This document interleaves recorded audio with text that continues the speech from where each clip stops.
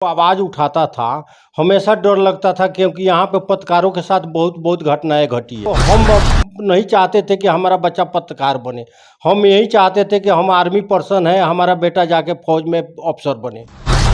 लेकिन उसको जुनून है कि बिहार को बदलना है। बिहार बोले कि घर बन जाए, घर बनाते हैं, घर का एथी करते हैं। ना ना बड़ा पापा, जब तक बिहार का सब किसी का पक्का का घर नहीं हो जाएगा। इस सिस्टम के खिलाफ जितने भी जंग हुए हैं, जिन जंगों में जिन लोगों को कुर्बानी दी गई है, उन लोगों के बारे में जय जयकार हम हमेशा करते रहते हैं। लेकिन कभी हमने ये जानने का प्रयास किया कि जो उनका उद्गम स्थल है, जहाँ पर एक इंसान, चाहे वो भगत सिंह हो या सुभाष चंद्र बोस हो या फिर हमारे जितने भी क्रांतिकारी हैं, उन लोगों का शिक्षा दीक्षा कहाँ हुआ है, उनमें ये जज्बा कहाँ से आया है।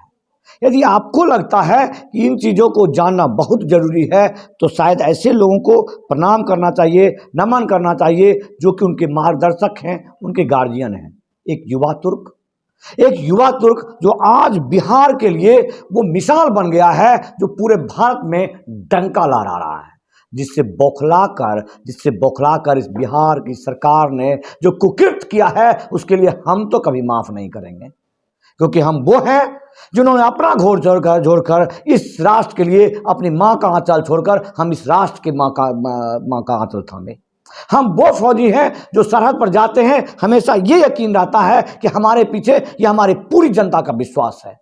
लेकिन हमारे बच्चे के साथ क्या हो जाता है और आपके मुंह से चीख नहीं निकलती है। तो मैं उनसे मिलाता हूँ आपको जिनके गोद में मनीष कश्यप खेले हैं।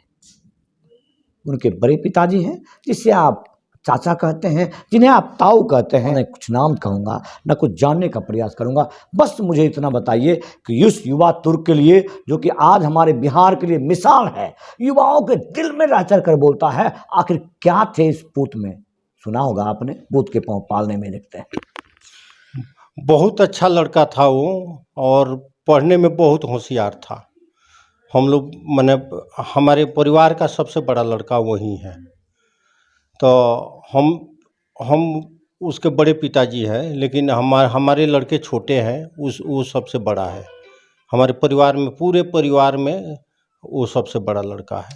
तो आपने सुना होगा कि गौतम बुद्ध जो एक युवराज थे, और उन्होंने उनके ऊपर कई चीज़, कितने वेदनाएं लिखी गई, उनकी पत्नी के द्वारा लिखा गया कि सखी वो मुझसे कह कर जाते, कितनी वेदनाएं प्रस्तुत की गई है। आज मोदी जी चीख चीख कर कहते हैं मैंने घर त्यागा, प्यार त्यागा। आप कह रहे हैं आपके बड़ा बेटा है, और आपके बड़े बेटे ने शादी क्यों नहीं की, क्या हो गया था?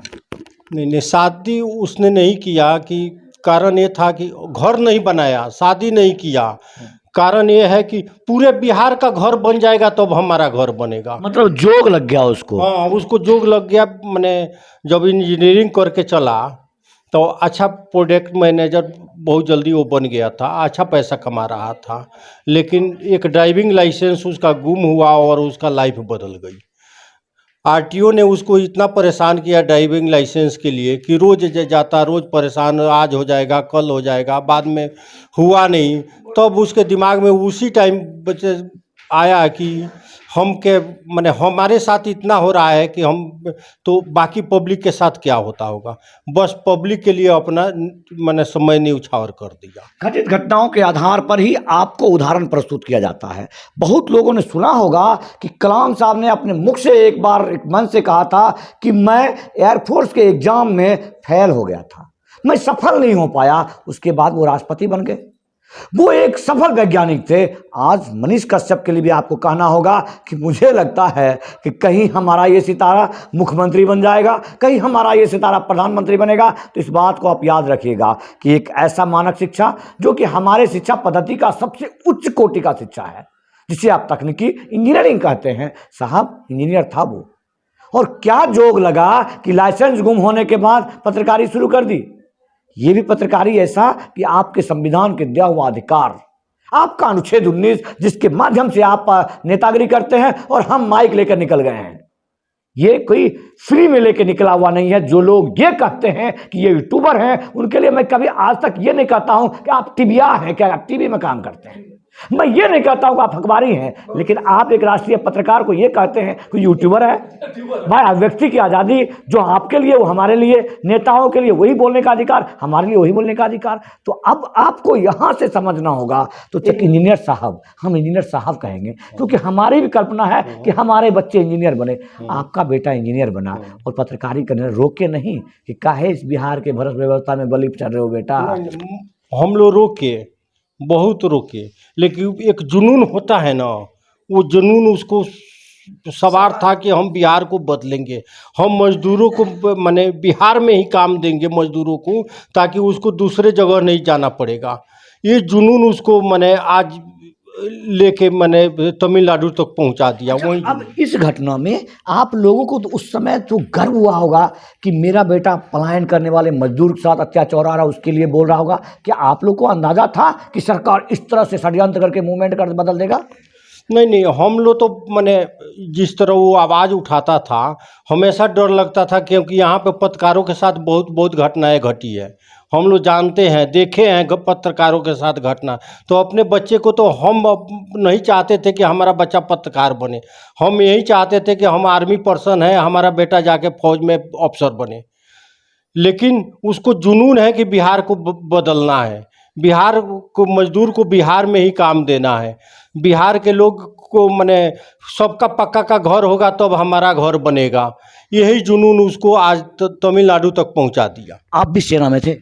हाँ, हम भी सेना में थे। आप किस रैंक से रिटायर हुए हैं? हम नायक से रिटायर्ड हुए हैं। और आपके पिताजी भी सेना में थे? हमारे पिताजी भी सेना में थे। आपके पिताजी सेना में थे, आप सेना में हैं, आपके भाई सेना में हैं, और फिर आपका भतीजा इस तुर्क निकला। लेकिन इस सब के माध्यम से मुझे जरा ये बताइए, जो पुलिस वालों ने जो डाका डाला, जो लूट कर ले गया, हो सकता है कि मनीष कश्यप के आरोप सही हो, लेकिन वो मनीष कश्यप का जितना अधिकार था वही लूटता ना।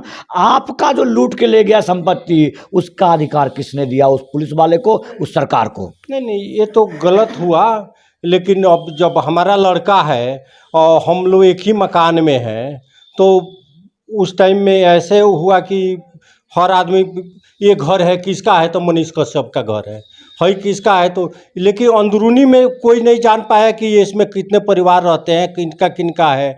किसी का मैंने हमारे परिवार का वो बड़ा लड़का है, जब घर बोलते, हम लोग कई बार बोले कि घर बन जाए, घर बनाते हैं, घर का एथी करते हैं, ना बड़ा पापा, जब तक बिहार का सब किसी का पक्का का घर नहीं हो जाएगा तब तक हमारा घर नहीं बनेगा।